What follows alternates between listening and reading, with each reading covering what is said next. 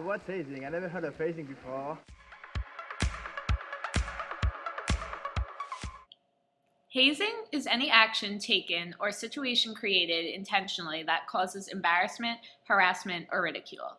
It can risk emotional and/or physical harm to individuals or members of a group based on their status within it.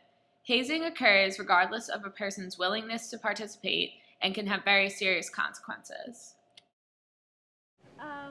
I think hazing means when a group of people make other people do stuff that they don't want to do just to be part of their group. It can either be drinking a lot or doing drugs or being mean to someone. So in order to get into a group, somebody is going to be willing to do that, and even though it is not a very nice thing to do. I think we see hazing everywhere.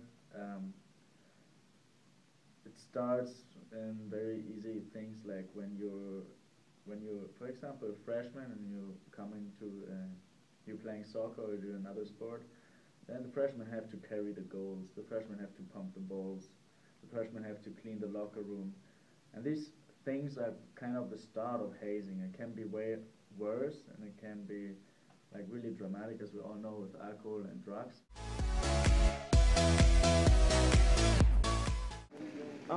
To be honest, no, I don't. I mean, Rollins is a good place to be, and pretty safe. At the school, it's kind of weird because I've seen like a lot of organizations get together and they'll do something as a group, but the school can look at that as hazing.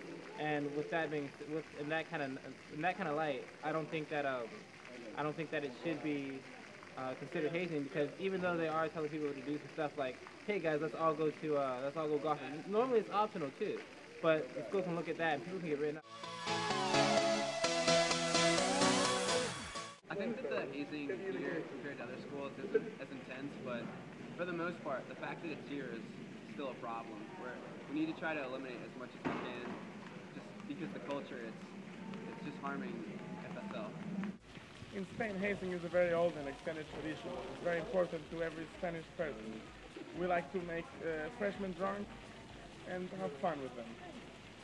And that's basically it.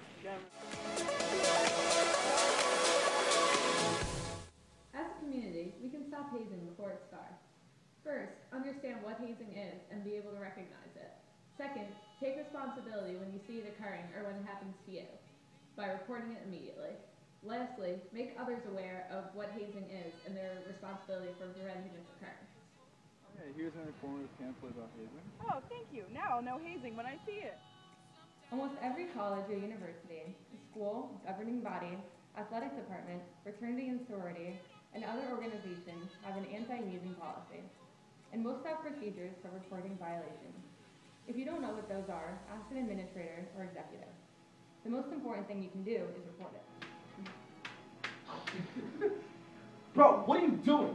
There's no hazing. There's no hazing at Rollins. What's going on? Are you kidding me? If you notice hazing within your community, you can call the National Toll-Free Anti-Hazing Hotline at 1-888-NOT-HAZE. That's 1-888-668-4293. Yeah! Thank you!